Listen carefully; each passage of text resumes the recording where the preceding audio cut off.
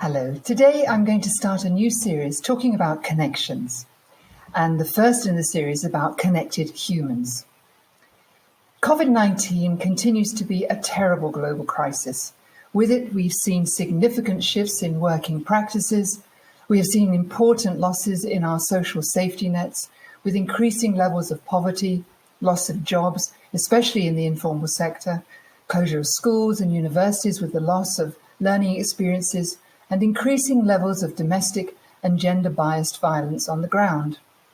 From our different experiences, whether in traditional or high-tech societies, we have simultaneously understood the critical role of connectedness in our mental well-being and overall health. The pandemic is also happening at a time of climate change, of overuse of many of our planet's resources, and where increasing levels of civil unrest have been seen in response to democratic losses and racial antagonism. Where the meaningfulness in our lives is as important as the economic wealth we are often striving to achieve. The UN has observed in its latest report from UNDP that the pandemic has revealed a world where millions of people are experiencing untold misery and suffering, as the virus overwhelms our bodies and economies. So rich and poor, the pandemic has forced us to reconsider almost every aspect of how we live. And yet, as in previous crises, COVID also presents an opportunity and an obligation to rebuild our global society to adapt to changing conditions. So thinking about a world beyond the pandemic, the question is, what kind of trajectory do we want? What kind of economic recovery do people want to see? The SDGs do not necessarily give us a good basis from which to start. In the pre-COVID period, all the environmental pillars were failing and falling behind their targets on water, climate, land use, and sea. But in response, we have seen a significant push to restore the momentum towards biodiversity with the UN summit and commitments by more than 70 countries to deliver biodiversity net gains within the next decade. And despite the delays to the climate change conference of the parties in 2020, it's delayed to next year, countries are still focusing on drawing down emissions. So the UK has its own process in this regard. We've set it out in the Climate Bill, the Environment White Paper, and schemes like the Environment Land Management. And these go alongside shifts in land use associated with food production and agriculture. Now, what will, of course, make delivery of these targets far more complicated is the need to square them off with Brexit coming into force. It has a heavy administrative burden. For example, it's estimated that there will be more than 215 million customs declarations per year after 2020 just to carry out the sort of smooth movement of produce. But perhaps more crucially, the COVID pandemic has underlined the need for a sense of purpose and values to be strongly embedded in recovery plans. We shouldn't lose the sense of caring and community support that has emerged, and we shouldn't lose sight of the ways that nature has re-entered the lives of many people through birdsong, wild animals walking down the high streets, and reductions in air pollution. What is genuinely needed now is a sense of agency in our everyday lives. Research at the Institute for Global Prosperity, where I work, strongly supports the need for the power of voice to be realised, enabling people across the nation to take root in political decision-making, whether it's through the workplace or online communities. With the pandemic in full force, we have seen radical shifts in working patterns. Millions have found themselves staying in quarantine or working at home. And for those who've been fortunate enough to have access to Wi-Fi or internet connections and equipment, this period has been one of adjustment, with extensive online meetings providing a new connectedness. Some businesses, including several Silicon Valley giants, have announced that they will allow employees to work from home permanently. In the US, only a quarter of the workforce is still working from their original business premises. Less than a quarter are saying that they would work voluntarily, that they would voluntarily return to their job's premises.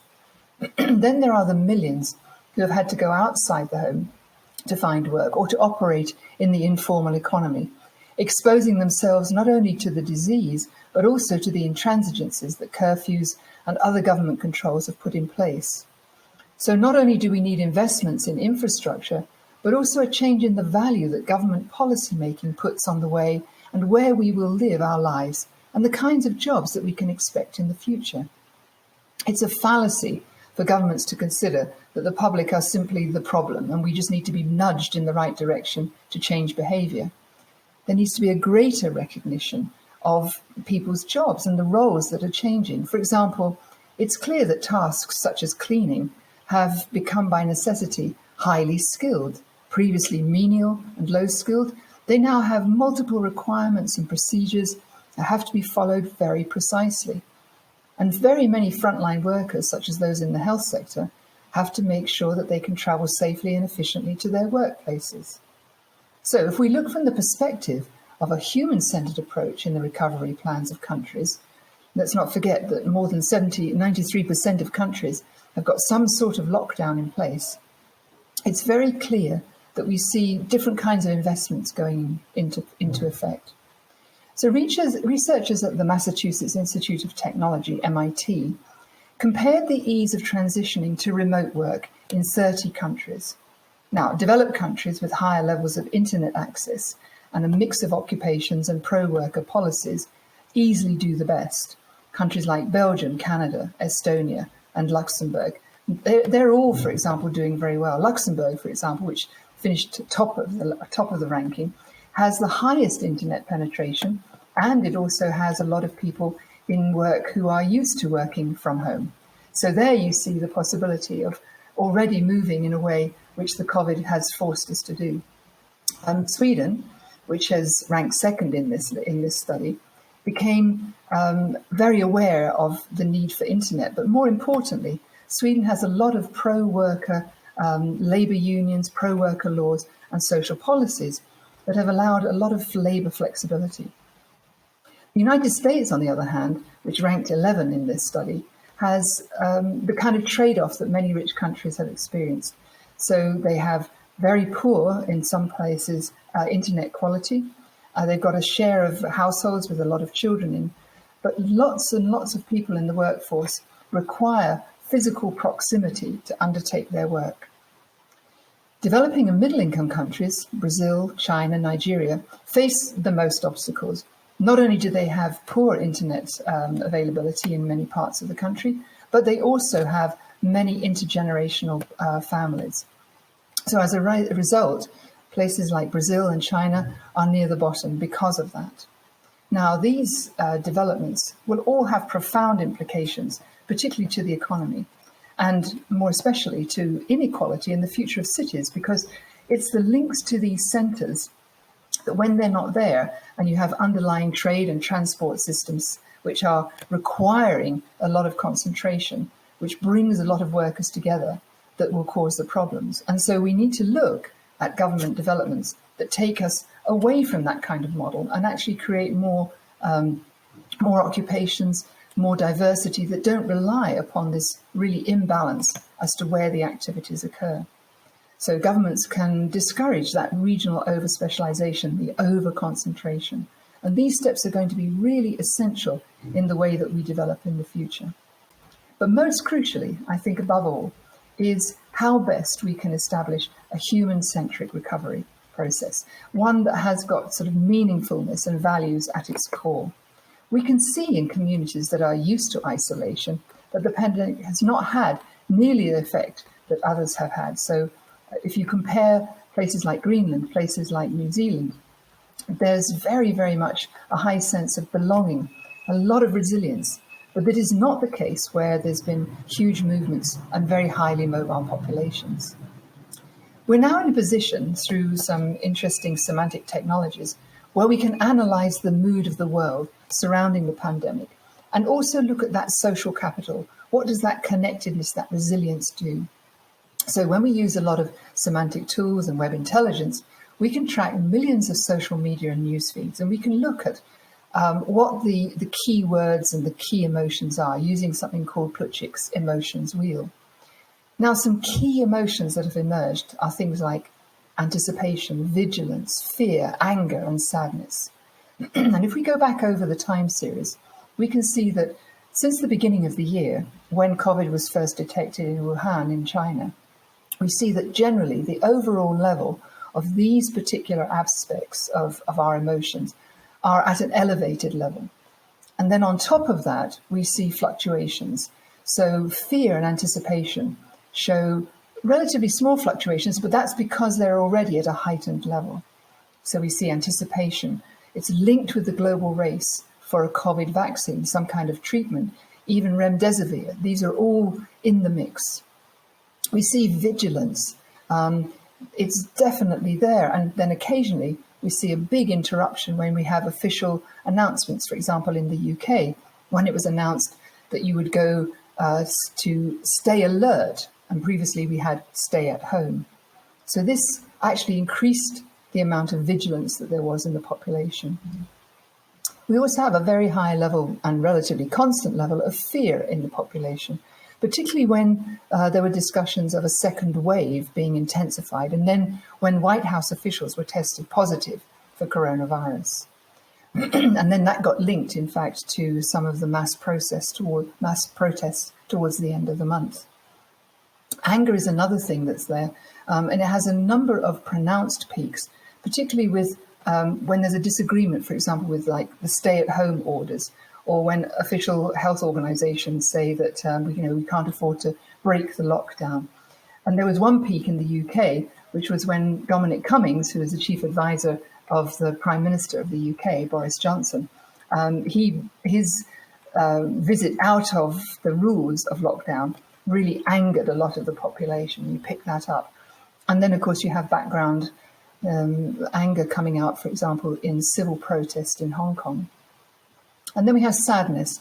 Sadness has increased across the board, but then there are even more intense peaks. So in May, we had the celebration of the 75th anniversary of VE Day, and a lot of people showed in the social media sadness.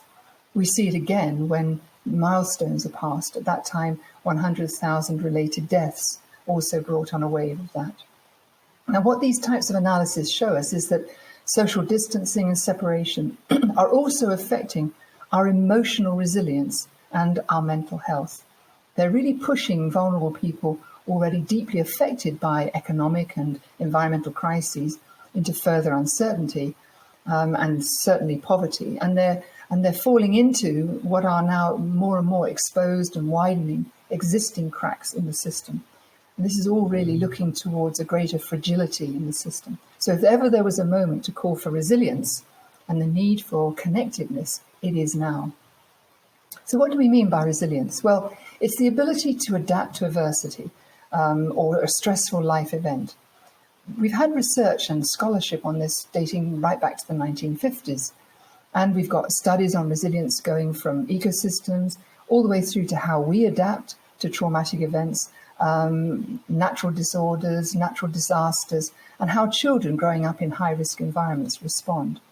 Part of resilience from the human side is trust and acceptance, and these are key elements. Now, interestingly, during the period of the pandemic, the research at IGP has also shown that trust and almost anticipation and acceptance of the scientific world has really grown. So as more and more knowledge has been pouring out into the public debate, what we've seen is that there's been a higher level of scrutiny. There's been a lot of rigor in public debate, for example, around something like R, the replication rate of the virus. These are beginning to really resonate in conversations and amongst the public, in the different public spheres. And what we saw before COVID was that there were waves of fake news, claims of hoax theories, of political obfuscation. So when I compare what we're talking about here in the COVID, compared to, for example, the conversations around climate change, you can see that this additional exposure to knowledge, albeit around one particular topic, has actually merged into other discussions about the meaning of what's happening. And it's really helping people to expand understanding and knowledge of what we value and what we care about. So in that sense, it has provoked a very different kind of conversation. One might consider that to be a positive outcome of the pandemic. The people are really understanding about how communities can come together to care for each other and to show solidarity. Now, in that, we have a sort of sense of reimagining, belonging. And it's a part of how we're going to move forward, how we can consider what a values-led recovery looks like. Ruth Yeoman and others have been talking about this, and it's an important element. Belonging comes from longen, the old English word to go along, to relate to. But it is mutable and it's changeable, and it sort of suggests traveling together, going on a journey. Now, belonging, of course, can be temporary, it can be episodic, it can be in flux. But what it does give is a sense of agency to shape the circumstances of your life, of our lives. So today we would have to say that everyone comes from somewhere, lives somewhere, and possibly has connections to many places. A wonderful writer, Simone Weil, she was writing at the height of World War II, during the darkest hours in the struggle against fascism. And she arrived at a similar conclusion in her book, The Need for Roots. Now, she was writing about the reconstruction of France, and she wrote that to be rooted is perhaps the most important and least recognized need of the human soul. Her method for rerouting humanity, in a sense, is to identify fundamental human needs and devise ways of fulfilling each of them, detailing the kind of necessary social reforms. She defines rootedness as the real active and natural participation in the life of a community, which preserves in living shape certain particular treasures of the past and certain particular expectations for the future. In other words, it's that investment, that embeddedness in what the community really means. She's very candid in admitting that it's difficult to derive general principles which tell us whether we've discovered a need. But she quite rightly says that when we talk about material needs, the needs of the body are obvious. We often need to have shelter, food, water, heat, clothing, healthcare, all these other essentials. And in fact, as Val says, this really creates a duty for society to provide these. But we also have the needs of the soul. So if we gently push back against the materialist who might neglect such needs, she reminds us that everyone knows that there are forms of cruelty which can injure a man's life without injuring his body. They are such as to deprive him of a certain form of food necessary to the life of the soul. As Simone Weil says, to be rooted is important. So thinking about that, let's take a look at social capital. So we understand then that belonging, rootedness, meaningfulness, resilience, and the ability to cope with dramatic changes is a reflection of our social capital, the networks we live within, the relational, structural, and cognitive aspects of norms and behaviors that we live by. Now, we're seeing evidence and emerging insights about connectedness that are changing many of our previous assumptions. For example, it can be shown that solving pervasive problems of air pollution and energy, land use degradation, and improvements in prosperity have as much to do with material wealth as with social capital. It's also apparent, though, that strong social networks, shared norms and behaviours, are essential if you want to move the world along. And as Professor Marmot and Richard Wilkinson have shown, it also increases resilience. And they've captured this beautifully in many of their books. So when we think about social assets, such as connectedness and belonging, generally speaking, they are undervalued. And in fact, this is true across the world. So if we think about development and development aid, we often see that there are conversations about vulnerable groups. In the UN Speak, we talk about those vulnerable groups within the multi-stakeholder process. So, for example, if we think about those who are affected by climate change, generally speaking, we often think of people in poverty, in areas which are facing, for example, sea level rise and so on. But when we look at many of those communities, we understand that they have actually already a relatively high sense of resilience and less vulnerability than we would predict. A really nice study recently done on the Solomon Islands in the Pacific showed precisely this. So where it would have been expected that these islanders with very, very little in terms of livelihoods were facing, and they are facing, huge impacts of climate change, what was found instead was that they had a much lower vulnerability than would be expected. Why? Well, it came out because they had relatively high community cohesion. They also had a lot of gender equity, leadership, and equal access to, for example, services, resources, and decision-making.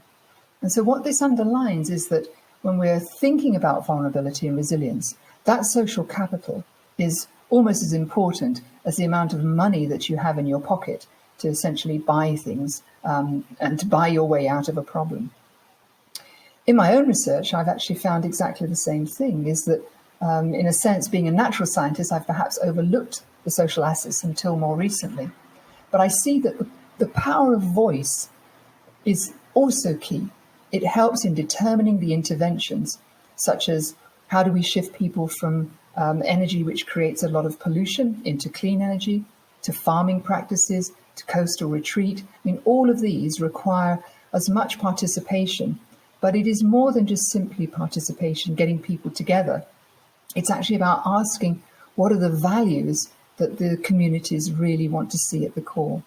So if we are to adopt a values-led approach to any kind of pathway after or to incorporate the pandemic within that, we have to say that this is as essential as the development of infrastructure. It gives meaningfulness to people, it allows us to reduce vulnerability, and it allows us to increase sustainability and resilience. The difference that values can make is actually becoming more and more obvious, because we can look across the world and see that there's a marked change that's happening, for example, in agriculture. We talk a lot about needing to look at agriculture and land use to tackle biodiversity loss, to tackle climate change. Now, if we compare two kinds of farming, regenerative and, let's say at the other extreme, conventional farming, there's a big, big difference. Amongst regenerative agriculture farmers, we can see that they have dense micro, meso, and macro relational networks. They're on Twitter, they're talking to each other. They have a high level of interpersonal trust and reciprocity. They have a distinct set of shared values and connections, effective bonds, a lot of social support going on. They also have high civic norms and collective goals, often talking about doing the best for the planet, creating soil health, improving soil health, doing many, many things which are well beyond their own farm limits and are creating public goods. Interestingly, though, they tend to have a low density of links into big institutions, into the national institutional levels. But overall, we would say that they seem and probably are living a lower level of risk in terms of climate change and the impacts. Now, when we look at conventional farming, we kind of see, I won't say the exact opposite, but we see a tendency towards there being fewer of the localized networks. We see strong, what we call meso and macro networks. So these are talking to the national bodies, talking to the large agricultural industries, those who provide the fertilizers and some of the seeds and so on. There's a far lower level of interpersonal trust and reciprocity. There's only medium to weak shared values and connections, effective bonds and social support. They have low civic norms. It's not that they're actually doing bad, but there isn't that sense of collective, we are going to do something positive for the planet. And we also see very high density of ties into the institutional networks. But overall, they have a heightened level of risk when it comes to climate change. So these things begin to matter as we move forward. Now, really, we then see that the success going forward, our success in the future, hangs on our success today in dealing with not just pandemics, but environmental crises and very different things. And there are three main ways in which success can happen: through leadership, through the evidence that we mobilize to inform people, and then the social norms and behaviors. Leadership really matters. If we look over the last century, if you think about it, it's sort of bookended by the Spanish flu pandemic at one end, and we now are in the COVID pandemic. And we can plot a course of changing fortunes triggered by the way that government and leaders dealt with the crises. For example, if we compare the two post-war restructuring strategies, very, very different. The Treaty of Versailles attempted to reset society to the conditions that were in place before the war. So Germany was held responsible for starting the war, and really the treaty was out there to impose harsh penalties, including reparation payments, loss of territory, and forced demilitarization. In a way, the treaty was there to humiliate Germany And it really failed to resolve the underlying problems, which of course then led, through the economic chaos and the public resentment, to the Second World War. So it fueled the rise of the Nazi Party. The post-Second World War reconstruction, we saw Europe, Japan, and the sort of the global economy, by contrast, included in a massive foreign aid program. And it was aimed at supporting and rebuilding the defeated Axis powers in a more democratic, resilient, and stable way. It also included the creation of the United Nations, the Bretton Woods institutions, and these were all aimed at ensuring peace, stabilizing trade, aiming for full employment, and promoting economic growth globally. At that point, we latched on to gross domestic product. That was enshrined as the key measure of progress towards these goals. So in some ways, it was a complete opposite to the Vindictive Treaty of Versailles. And it led, in many senses, to 70 years of relative peace and prosperity, notwithstanding the conflicts that we've had in the regions and the Cold War. What the post-World War II restructuring enabled was a radical restructuring. It sort of swept in many ideas that Franklin Roosevelt had in his Second Bill of Rights.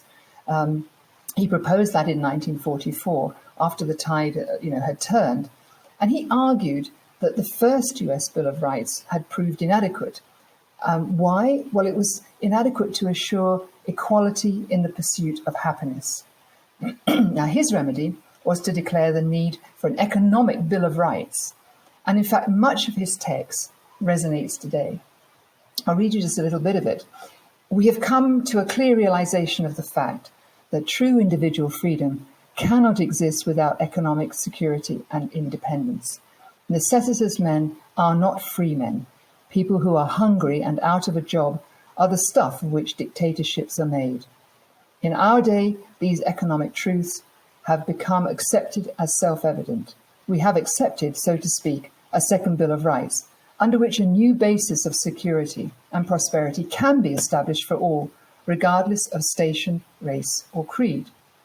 He then goes on to talk about a lot of rights, many of the things that we would consider to be not necessarily actively pursued, but within the norms. And that would be things like the right of every family to a decent home, the right of every farmer to raise and sell his products at a return which gives him and his family a decent living, the rights to a good education. So these are all, so to speak, in the mix of our norms. But in today's setting, we can also see other things that matter. We can see that gender matters. We can see that equality really is at the core.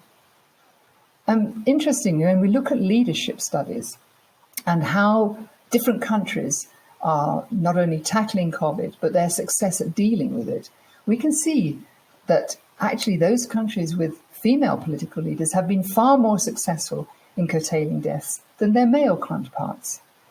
You could say, well, that's just an anomaly. But in fact, the whole history of succession as to how some countries have come to have female leaders at this time has been built around many of the norms and behaviours that we were listening to in the Second Bill of Rights. That idea of equality, of adequate protection from the economic fears of old age, the rights to adequate medical care, the rights to have a good education. So these things didn't happen by chance. Thinking about the future then, designing prosperous futures where human connectedness is actually core is very, very important.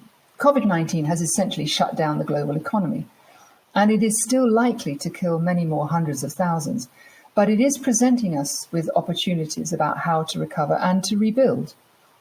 So do we try to restore the previous system as it was? Probably that's not going to work, even though everyone wants to rush back to the status quo. But that's in the very, very short-term, smaller picture.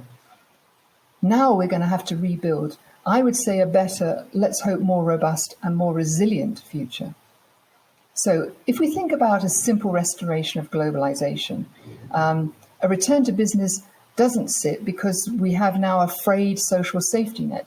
We've seen massive and growing inequality. We have oligarchic controls of some governments. We've got rapidly worsening climate emergency. We've got loss of natural capital and biodiversity, ecosystem services, general loss of system resilience, And these have all essentially been marching up the hill. And we're now at the top of that hill.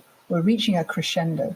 So any attempt to simply go back to the way it was not only would be counterproductive, but very, very unlikely to succeed, because the world has changed so much. We are now solidly in something that we now term the Anthropocene epoch. This is where we know that human global interference is really changing nature, but it's also changing ourselves. So if we don't use the horrible crisis that we're in right now to make some of these long overdue changes, then we can expect even bigger crises in the future. Now, can we reboot an outdated operating system to one that can account for these new conditions? Well, my premise is probably not. And again, if we think about Roosevelt's list of rights, these are kind of predecessors to what went into the Universal Declaration of Human Rights and what went into the Sustainable Development Goals. So we have overarching ideas about eliminating hunger and poverty, reducing gender and overall inequality. We want clean energy, clean water, adequate jobs and housing, good health and education, responsible consumption, and we need urgent climate action and protection of the biosphere. All this alongside global peace and justice. We've had attempts at different levels. We've got the EU Green Deal, we've got the US Green New Deal, and these are incorporating some of the proposals that take these rights and goals and start to proceed down a path to achieve them. But we actually need to make a transition to a much more just and sustainable well-being economy, one that requires a fundamental change in the worldview to one that recognizes not only that we live on a finite planet, and that sustainability means that we have to think of not only our material consumption, but also how we live. So we want to replace we have a present goal of limitless growth. We want to replace that with goals of material sufficiency, equitable distribution, sustainable well-being. We need to think about a redesign of the world economy that preserves natural systems that are essential to life, clean air, clean water, and also one that balances natural, social, human and built assets. So these dimensions of the new well-being economy include a whole range of things. So we need to look at sustainable scales, respecting those ecological limits. We need to establish systems that are effective and give us equitable governance and management of the natural commons, including the atmosphere, oceans and biodiversity. It's everybody's concern that we have so much plastic in the ocean. It is everyone's concern that we need to breathe clean air. We also have to think about how we use non-renewable resources such as fossil fuels. We have to think about phasing them out, but we need to bring renewable solutions onto the table far more quickly. Thinking about investing in sustainable infrastructure. As I say, it's not just about rebuilding things, but we have to almost, in a sense, refit to the future. So we have houses that we would like to power by renewable energy. That's fantastic. We need to put new grids in and so on. But in some parts of the country, we see that the ground itself is drying out, and therefore we have buildings that are collapsing because of that. So things are changing underneath our feet as we go forward. So all to do with the way that we deal and view the natural world is our relationship to that. So fair distribution also means respectful distribution in relation to the planet. More progressive taxation. Maybe we need to think not only about taxing the wealthy, but also taxing those who use and overuse resources. Taking and privatizing the commons that we have come to rely on for our global well-being. We also need a much more efficient way of allocating resources. So in a sense, we have something called accounting systems, a system of natural accounting, and there's a move afoot to put into that a system for the environmental accounts and the ecosystem accounts. So not only will you be looking at the wealth that's created in terms of the money in your pocket, but also there'll be a payment for your use of ecosystem services. All of this adds up to a very different formula for governance. Now, some have recognized this, and a group of them have come together, really understanding that we need to relook at the Sustainable Development Goals and create a more sustainable and desirable and prosperous future, where prosperity is located within a community and has local context and meaning. These governments are part of what's known as the Wellbeing Economy Alliance, and they go by the name of the Wellbeing Governments, We Go. And the coalition, albeit rather young, is starting to grow. We have New Zealand, Scotland and Wales here in the UK, Iceland, Costa Rica, and others are joining. What is it? Well, it's a collaboration of national, regional governments, local governments, promoting the sharing of expertise, creating new norms and transferable policy practices. So the aim is to deepen the understanding at the local and at the global and national level, our understanding and shared ambition of building a wellbeing economy, but all the time addressing those pressing crises to do with economics and obviously then climate change, biodiversity, but also the social crises of inequality. Along with that rethinking by some governments, and notice that many of them are actually led by women, another point, is a growing planetary awareness. The pictures that we've seen before the COVID pandemic were often of plastics on the beach, air quality problems and so on.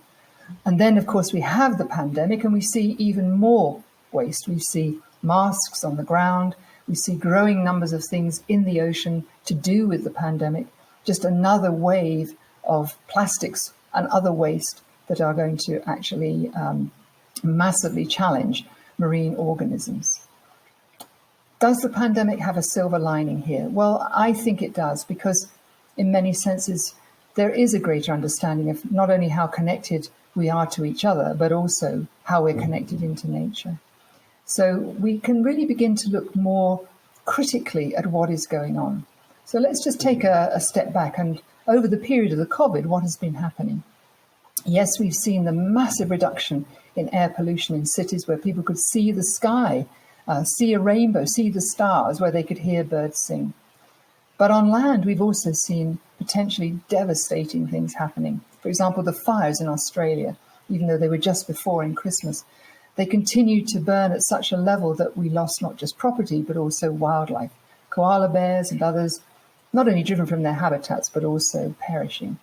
In Colombia, a relaxation in regulations governing slash and burn to kind of clear land for agriculture near to national forests is today causing catastrophic losses of pristine areas of wilderness and national parks.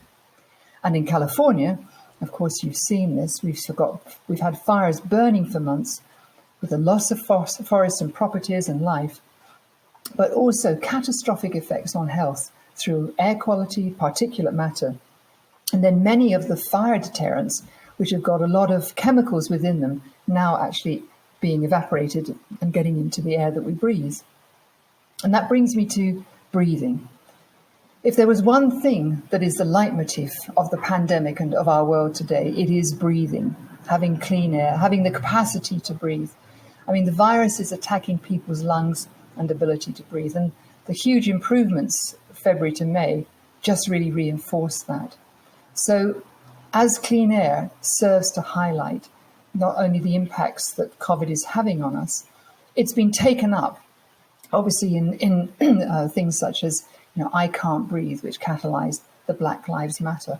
And that amplification has been really important. It's about people's ability to draw breath and live freely, no matter who they are or where they are. Now, linked to that, of course, is the concept of drawdown and climate change and where governments are going with the net zero emissions. There is a tacit assumption by many governments that we have a commitment to climate change, but that it needs to rapidly move from modest reductions in emissions to really active drawdown, ending up in what we hope is not just zero, but also net carbon economies, net carbon positive. But we've got very little time to do this, maybe only 5 or 10 years. But to decarbonize economies will require enormous efforts, not just about the infrastructure.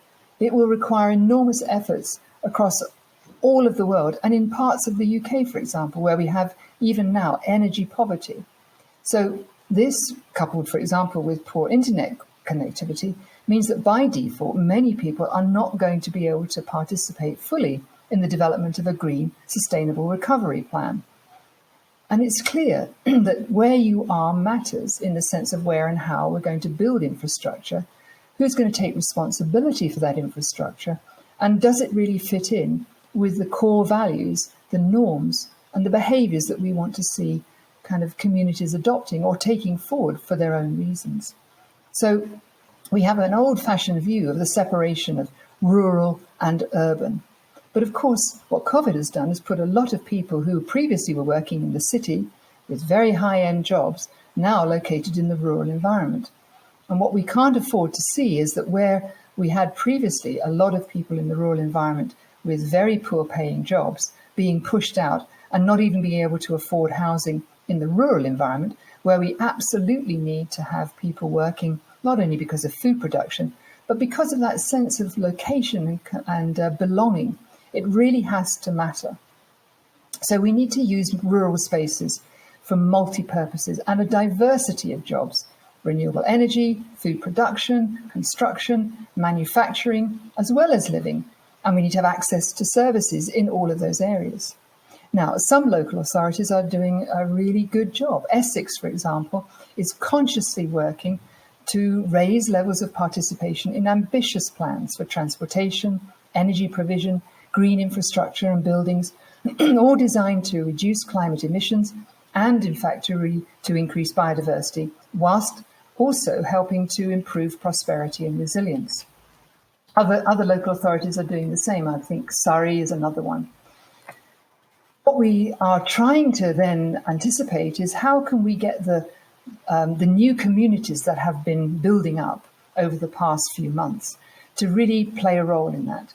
We've seen people begin to work, to talk and to adapt through learning about what others are doing all around the world. In fact, there's never been such an explosion of what I would call virtual connectedness. And those changes in digital technologies have really started to alter the geography of our own connectedness, because we can't have personal contact, face-to-face meetings. But what we can have are these one-on-one, multiple-on-one listening in processes. So there's really a blurring of the gap between online transactions and interactions and those that have previously been found in traditional relations and networks. So we've seen even in many Aboriginal and traditional communities, everyday use of mobile phones and SMS is really serving to do two things. One, to maintain and to reaffirm bonds that are already there, but also to slightly alter the way in which information is shared. For example, in Australia, we see that social media use is very high in the Aboriginal and Torres Strait Islander people, much higher than the general population of Australia. And what are they talking about, and why is there such a significance in this? It's about health-related content, mental health, diet, alcohol, smoking, and exercise. And these ideas are being spread through online networks, and already they're generating far greater traction. They're getting far more. They're making far more progress than the previous approach, which was confronting kind of emotion-inducing approaches that are often used in the mass media campaigns. Now, information technologies can also improve connectedness and meaningfulness through learning networks of practice. And again, you only have to sort of type in a word like regenerative agriculture, and you can find yourself in webinars and small groups and big groups all over the world, really taking advantage of information technology, working inside virtual communities in multiple languages, sometimes in some languages, and really substituting in some cases where there has been very poor institutional support. Example, vegetable growers in China, in Shandong and Shaanxi, they have a deep use of the internet with a very positive impact on rural groups where they actually didn't have very strong social networks, but it enabled growers to all talk together and bring things to the market. So fostering all these different kinds of networks of practice, traditional networks, affective bonds, this really reduces the profound isolation that practitioners have been feeling in the past, as well as allowing people to build their personal knowledge and, in the end, invest in their social capital.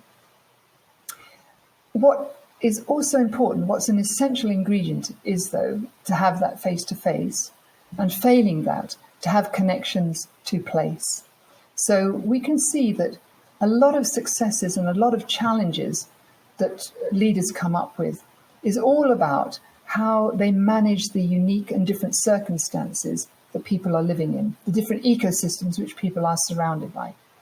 So the strengths of network based on proximity, they are important, but they need to be lodged in the sense of belonging and in meaningfulness. And this is where the idea of narratives come.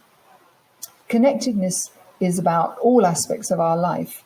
Everything we do, our endeavors, our cognitive development, even our longevity, all the way through to social cohesion, security, perceptions of risk, justice, equity. And it's all of this that creates meaningfulness. So as we move forward, it's going to be important to create the right spaces for people to reconnect, the right ways in which we can build up narratives, and through those narratives to transmit the meanings, the values, the knowledge and understanding between each other. There is no one stopping a community forming to have that conversation. What we need to do, though, is to connect that to other parts of government, to other decision making. And this is, in a sense, where I see the great opportunity comes. Right now, because of lockdown and because of the way that governments are operating, there is a fragmentation. You could almost say it's a sort of self-identification. You know, some places got a higher level of COVID spread than others and so forth.